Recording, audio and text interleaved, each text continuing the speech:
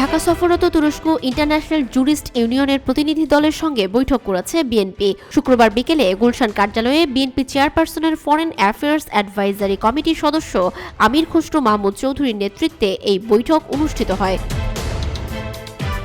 এতে বাংলাদেশের বিচার ব্যবস্থা, বিদেশে পালিয়ে যাওয়াদের দেশে ফিরিয়ে এনে বিচার নিশ্চিত করা সহ নানা বিষয়ে আলোচনা হয়। পরে বৈঠকের সার্বিক বিষয় তুলে ধরে আমির খসরু মাহমুদ চৌধুরী সাংবাদিকদের জানান, তুরস্কের অভিজ্ঞতা নিয়ে দেশের বিচার ব্যবস্থা সংস্কারে কাজ করা যাবে।